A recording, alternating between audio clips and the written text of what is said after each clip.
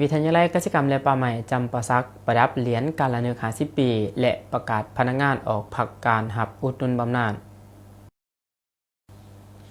พิธีประดับเหรียญการละ50 ปีวันสถาปนาสาธารณรัฐประชาธิปไตยประชาชนลาววันที่2ธันวาคมปี1975หาวันที่2ธันวาคมปี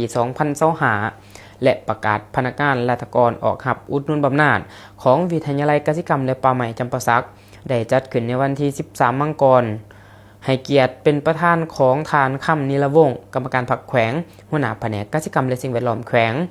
มีทานสุริวงศ์ไสยวงศ์คณะผักหากฐานผู้อำนวยการวิทยาลัยกสิกรรมและป่าไม้จำปาสักมีคณะผักหากฐานคณะหน่วยผัก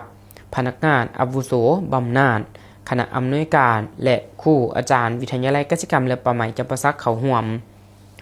ในพิธีทานสุริวงศ์ไสยวงศ์คณะผักหากฐานผู้อำนวยการวิทยาลัยกสิกรรมและป่าไม้จำปาสักได้รายงานในหูโดยสังเขปเกี่ยวกับสภาพที่ต่างและภาระบทบาทการนำพาจัดตั้งปฏิบัติเวียกงานแต่ละด้านของวิทยาลัยอย่างมีผลสำเร็จ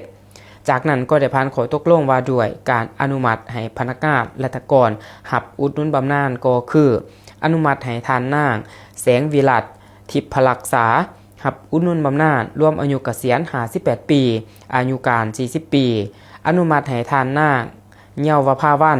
หมื่นกิตติราชหับอุดหนุนบำนาญรวมอายุเกษียณ60 ปีอายุการ38 ปีอนุมัติให้ทานนางสำลีทองศรีดามณีวงศ์หับอุดหนุนบำนาญรวมอายุเกษียณ59 ปีอายุการ38 ปีผ่านข้อตกลงว่าด้วยการอนุมัติให้พนักงานราชการหับอุดหนุนเทื่อเดียวคืออนุมัติให้ทานสมปองผาสุกหับอุดหนุนเทื่อเดียวรวมอายุเกษียณ36 ปีอายุการ8 ปีโอกาสนี้ก็มีการมอบหับเหรียญละ50 ปีตามข้อตกลงว่าด้วยการอนุมัติให้พนักงานราชการที่ประจำการและพนักงานบำนาญของวิทยาลัยกสิกรรมและป่าไม้จำปาสักหับเหรียญการละ50 ปี